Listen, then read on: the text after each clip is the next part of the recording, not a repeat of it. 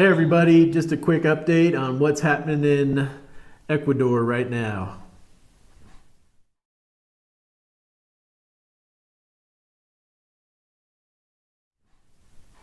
This is just some real life experience because that's all we have to share, and that's what we strive to share with you guys. So today I ended up going to Ibarra, which is a major city maybe 30 minutes north of Cotacachi, and it was a beautiful, lovely, peaceful day. A friend of mine had a couple of doctor's appointments up there that were pretty spread out. She invited me to go. Her husband met us up there. We had a lovely lunch on the lake. We went to a cafe, and her second appointment was at 4:30.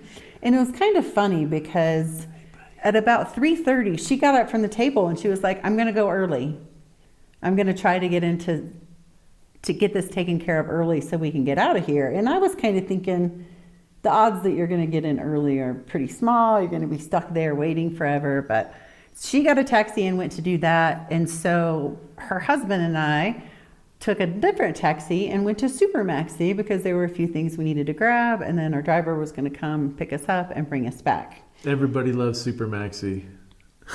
So I'm finding my little refills of things that I need. And I hear the gates close to the openings of Supermaxi. And there's an announcement over the loudspeaker, but I'm totally in my own little world. Like, I've had a great day. Everything is good. My friend sees me in the aisle and he says, why are they closing Supermaxi? And I'm like, they're closing Supermaxi? What's going on? So we check out and the guy at the register is really solemn. And I'm like, ¿Qué pasando? What's going on? Why are you closing early? And he said disposición first, which I would imagine translates to disposition. And then he said inseguridades and peligrosa, go home, basically. And so we get out and like it's pandemonium. That parking lot is empty and the Supermaxi parking lot is never empty. It's always full. But my friend's wife is still at her doctor's appointment and we're trying to figure out how are we going to get her because she was in town. Let me back up just a second. When we were on the way to Supermaxi, we saw 8 moto policemen going by us, sirens going. And it was kind of like, is that something to be concerned about or not? Well, it was. So we ended up contacting Anita Maduro. Is that her last name?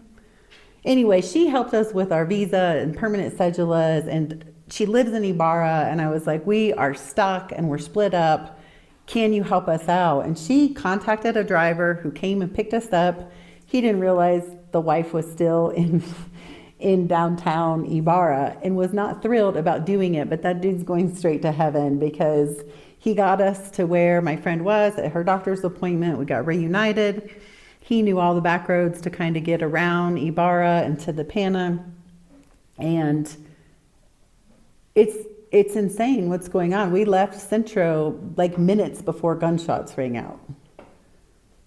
And we don't know what it was or what it's about, but there's definitely like a little terror campaign happening in the country right now, orchestrated by these cartels and drug lords. And, one of these guys somehow escaped to prison, and there's a lot of stuff going on, and this new president's he's gonna squelch it quick.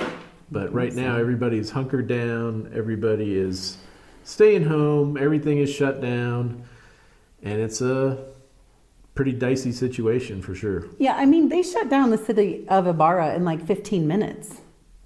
We've heard from friends in Cuenca, everywhere is a ghost town. All the taxi drivers like, go home, stay home, don't leave. Right. Like a martial law thing is probably about to And there's been imposed. a curfew. A curfew was instituted just a day or two ago from 11 p.m. to 5 a.m. And there's a lot of stuff going on. And there's, you'll probably hear some unsubstantiated rumors on things. We're not getting into all that. We're just sharing that what happened today that we know of, and we're going to stay home, and not be out in the streets and not be adding to the chaos. Yeah, I was so thankful to make it back to Cotacachi. We were separated. My cell battery was about to die. Just thinking that we were not going to be able to get to my friend. I mean, when we picked her up, I had tears in my eyes. I was like, I think it's just the adrenaline of the worry about being separated. It's Everybody's nervous right now, for sure. There's definitely a palpable nervousness around, and so pray for everybody. Pray for peace, like always. instability. Stability, and pray for this thing to come to a quick resolution.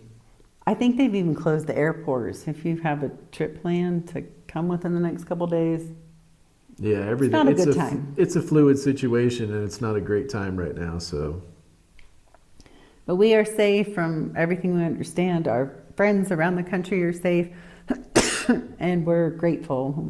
Grateful to be home, be back with my husband, Lucas. and Kate brought donuts. Yeah, the donut shop in Ibarra is delicious. So, on a lighter note, Whoop, whoop, whoop, whoop. peace, everybody.